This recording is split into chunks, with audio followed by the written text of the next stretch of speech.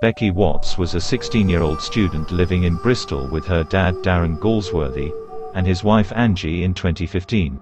She was reported missing on February 20, 2015, at around 4 p.m. by her family, who said her disappearance was out of character. A social media campaign called #FindBecky was launched, but it was already too late. As police collected alibis for everyone closest to Becky, they discovered her stepbrother Nathan and his girlfriend Shauna were at Becky's house, and were the last people to see her before she went missing. But the cold-hearted duo put on a disturbing performance in the interrogation room, laughing and smirking as they lied about the killing. I've accidentally got this in the wrong order here. Okay. You have to clarify this. So, right, let me just go back slightly then, if I could. A distance, a reasonable amount, Yeah. I say. Okay. And They sent the forensics team back into Becky's house, where she was last seen, and made a surprising discovery, 9 days after Becky went missing. They found red stain that appeared to be blood on the doorframe leading into Becky's room. Within the bloodstaining there were also fingerprints. The investigation takes a dramatic turn as forensics come back with their results. The fingerprint in the blood belonged to Nathan. After Nathan's arrest, police searched their home, still hoping to find Becky alive.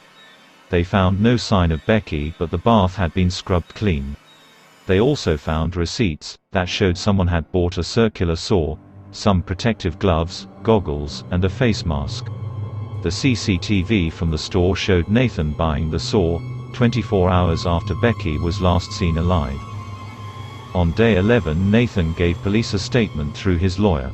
Nathan initially insisted that he only meant to frighten Rebecca, and that killing her was an accident. He later admitted to dismembering Becky's body. After 12 days of hunting, police made the grim discovery of Becky's body in a shed, just a few houses away from the couple's small terraced home in a suburb of Bristol. Becky had been staying with a friend on the night of February 18, 2015, returning home the next morning. But her arrival was intercepted by Matthews and Hoare, who had hatched a sexually motivated kidnap plot that Matthews said was designed to scare her into good behavior. The couple suffocated the teen before moving her body to the boot of their car, where she lay for a few hours while her unknowing family contacted the police over her disappearance. Hours later, Matthews and Hoare drove back to their own Bristol home, where they spent the next few days dismembering Becky's body using a knife and a circular saw in their bath. They then wrapped her body parts in cling film and placed them in bags and boxes before arranging to have them stored in a neighbor's shed. Nathan Matthews was the son of Becky's stepmother Angie Galsworthy. He and his girlfriend, Shauna Hoare, were said to have an unnatural interest in attractive teenage females, and had swapped disturbing texts about kidnapping schoolgirls in the months before Becky's murder.